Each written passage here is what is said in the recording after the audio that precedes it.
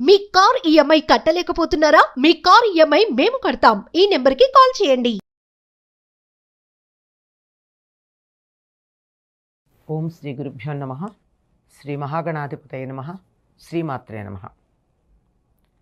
కర్కటే పూర్వఫల్గుణ్యాం తులసీకాననోద్భవాం పాండ్యే విశ్వంభరాం గోదాం వందే శ్రీరంగనాయకీం.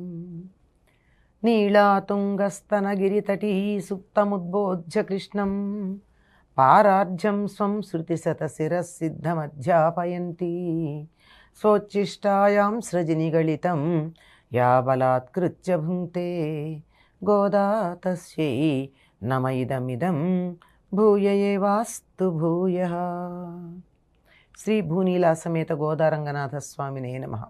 மார்கழித்திங்கள் மதி நிறைந்த நாளால் நீராடப் போதுவீர் போதுமினோ நேரிழை ஈர் சீர்மல்குமாயிப்பாடிச் செல்வச் சிறுமீர்காள் கூர்வேல் கொடுந்தொழிலன் நந்தகோபன் குமரன் ஏறார்ந்த கண்ணியசோதை இளச்சிங்கம் கார்மேனிச்செங்கண் கதிர் மதியம்போல் முகத்தான் நாராயணனே நமக்கே பழைதருவான் பாரோர் புகழப் படிந்தேலோ రెంబావాయ్.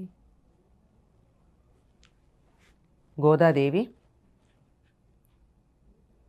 శ్రీకృష్ణుడిపై మరులుగొని అతడు తనకు భర్తగా కావాలి అని శ్రీవ్రతం, స్నానవ్రతం, మార్గళి వ్రతం, కాత్యాయని వ్రతం అనే పేర్లు ఉన్నటువంటి స్నానవ్రతాన్ని మార్గశిర మాసంలో ప్రారంభం చేసింది. తండ్రి నుండి కాత్యాయని వ్రతాన్ని ఉపదేశంగా పొందినటువంటి గోదాదేవి తనని తాను గొల్లపడుచుగా, తన చెలులందరినీ గొల్లపడుచులుగా భావన చేసి తత్సంబంధమైన వేషధారణాధికాలు, భాష ఆ విధంగానే మలచుకుని ఎటువంటి కల్మషము లేనటువంటి అమాయకపు గొల్ల పిల్లలాగా కృష్ణుణ్ణి చేరుకోవడానికి ప్రయత్నం చేస్తూ చెలులందరినీ కూడా తనతో పాటుగా స్నానానికి రమ్మని నిద్రలేపుతూ ఉన్నది. ఎందుకు అంటే గోపికలు చేసినటువంటి కాత్యాయని వ్రతంలో వారు కూడా తొలిజామునే యమునా నదిలో స్నానం చేయడానికి వెళ్ళినట్టుగా మనకి భాగవతం తెలియచెప్తోంది. కనుక తాను కూడా ఆ విధంగా స్నానం చేయడానికి వెడుతూ అక్కడ కూడా గోపికలందరూ కలిసి చేశారు. విడిగా ఒక్క గోపిక వెళ్ళలేదు. కనుక తాను కూడా తన చెలులందరినీ కూడా రమ్మని చెప్తోంది. ఇది ఏమంటోంది? మార్గళి తింగళ్, ఇది మార్గశీర్షమాసంలో వెన్నెల నిండిన మంచి రోజు. అంటే తమిళ ప్రాంతంలో నెల పూర్ణిమతో ప్రారంభమవుతుంది. మనకి అమావాస్యతో ప్రారంభమై అమావాస్య మర్నాటి నుండి ప్రారంభమై అమావాస్యతో ముగుస్తుంది, పూర్ణిమ మధ్యలో ఉంటుంది. కానీ అక్కడ లెక్క ప్రకారం పూర్ణిమ అయిన మర్నాటి నుండి మొదలయ్యి ఆ తరువాత కొనసాగుతుంది. ఇది మార్గశిర మాసంలో ఉన్నటువంటి వెన్నెల. ఆ వెన్నెల చాలా బాగుంది, మంచి రోజులు ఇవి అని చెలుల్ని ఏమంటోంది? అందమైన ఆభరణాలు కలిగినటువంటి పడుచులారా. గొల్లలు కూడా ఆనాడు చక్కగా ఆభరణాలు ధరించేవారు. ఇంట్లోనే వస్తుంది మనకి తరువాత. వారు ఆ రకంగా ఆభరణాలు ధరించి మజ్జిగ చేస్తూ ఉంటే, చల్ల చేస్తూ ఉంటే, మదనం చేస్తూ ఉంటే, పెరుగు చిలుకుతూ ఉంటే మెడలో ధరించిన ఆభరణాలు ఒకదానితో ఒకటి ఇలా కొట్టుకుని గల్లు గల్లుమని శబ్దం చేస్తున్నాయని వర్ణిస్తుంది. వారేమీ ఐశ్వర్యానికి లోటున్న వాళ్ళు కాదు. గోవుల్ని పెంచటం అన్నది తమ వృత్తిగా భావించారు తప్ప బతకలేక జీవనోపాధి కోసం గోవులని వారు పెంచడం జరగల. పైగా ఆ రోజుల్లో ధనమంటే గోవులే. ఎక్కువ గోవులు ఎవరికి ఉంటే వారే ఆ మందకి నాయకుడిగా పరిగణించబడుతూ ఉండేవారు. కనుక మంచి మంచి ఆభరణాలు ధరించినటువంటి అందమైన ఓ పడుచులారా, ఐశ్వర్యం నిండిన రేపల్లెలో సంపదలతో తొలతూగుతున్న బాలికల్లారా, అక్కడ ఎలా ఉంటుందో రేపల్లెలో అసలు సంపద అంటే అక్కడ చూడాలి. అంత బాగా సంపద ఉంది. ఆ సంపదతో తొలతూగుతున్నారు మీరు. మార్గశిర స్నానం చేయాలని మీకుందా? ఉంటే రండి మీరు నాతో. నీరాడపోదు వీర్, స్నానం చేయడానికి వెడుతున్నాను రండి. మీరంతా నాతో పాటు రండి, ముందు నడవండి. మంచి ఎందుకు మనం స్నానం చేయాలి? ఇంతకుముందు రోజు చెయ్యట్లేదా? ఇళ్లల్లో స్నానం చేయలేదా? మార్గశిర మాసం వచ్చేదాకా వీడు స్నానం చేయకుండా ఉన్నారా? కాదు.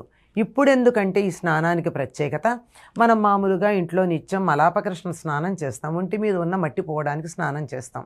కానీ అదే నదుల్లోనూ లేదా ప్రత్యేకమైనటువంటి సమయాల్లో పుష్కరాలు మొదలైనవి చేసేప్పుడు ఏం చెప్తాం? సంకల్పం చెప్పుకుని అఘమర్షణ స్నానం చేస్తాం. మనమంతా అట్లాగే చేయాలనుకుంటున్నాం. ఎందుకు అంటే మంచి వేలాయుధం దాల్చినటువంటి కృష్ణుడికి ఏ విధమైన ఆపద రాకుండా కాపాడుతున్నటువంటి శ్రీ నందగోపుని యొక్క కుమారుడైన, అంటే నందుడు వేలాయుధం ధరిస్తాడు. ఎందుకు? తన కుమారుడైనటువంటి బాలుడికి, తన కొడుకుకి ఎటువంటి ఆపద రాకుండా చేతిలో ఎప్పుడు ఆయుధం ధరించుంటాడు. అందమైన కండ్లతో అలరారుతున్నటువంటి యశోద, ఆ యశోదకిన బాలసింహం, ఇళైచ్చింగం అంటే చిన్న కొమరు, సింహకిశోరం. ఈయన సింహకిశోరం, ఆవిడ యశోద పెద్ద పెద్ద కళ్ళుండి అందమైన కళ్ళున్నాయి ఆవిడికి. అలా పైగా ఈయన ఎట్లాంటి వాడు?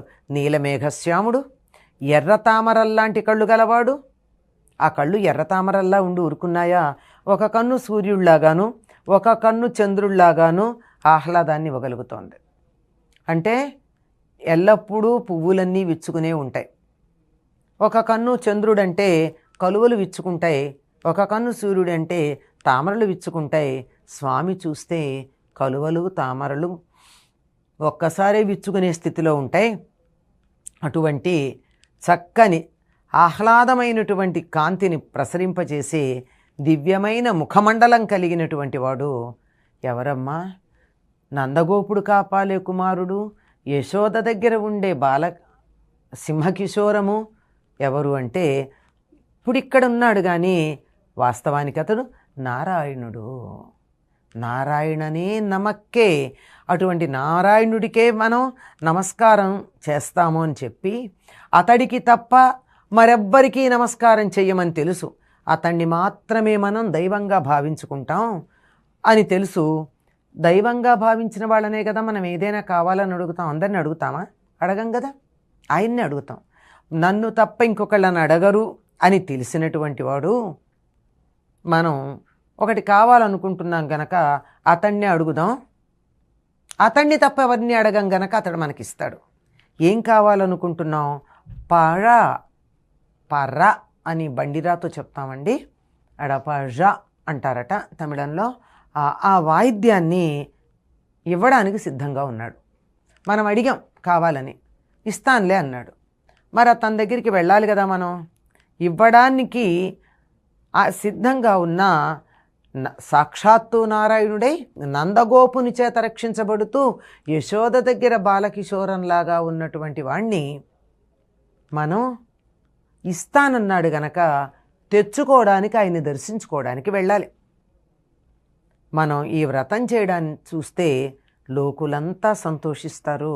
మీరందరూ వచ్చి వ్రతంలో పాల్గొనండి. ఎందుకు లోకులు సంతోషించాలి? మన సనాతన ధర్మంలో మనం ఏం చేసినా సర్వే జనా సుఖినో భవంతు అంటాం.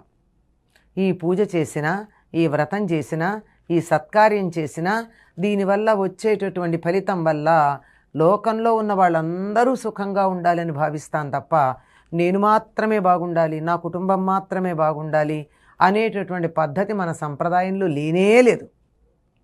అంతా అయ్యాక సర్వే జనా సుఖినో భవంతు, సర్వే సంతు నిరామయాః, సర్వే భద్రాణి పశ్యంతు, మా కశ్చిత్ దుఃఖభాగ్ భవేత్ అని చెప్తాం. ఎవ్వరూ కూడా దుఃఖాన్ని పొందడానికి వీల్లేదు.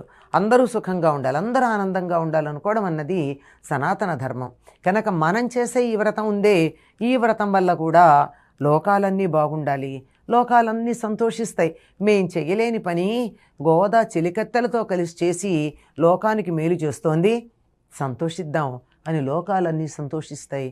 మీరందరూ నాతో స్నానం చేయడానికి రండి అంది. ఎందుకంటే దైవాన్ని దర్శించుకోవడానికి చక్కగా స్నానం చేసి వెళ్ళాలి, కానీ ఉన్నవాళ్ళు ఉన్నట్టుగా వెళ్ళకూడదు కదా. స్నానం చేద్దాం రమ్మని చెప్తోంది.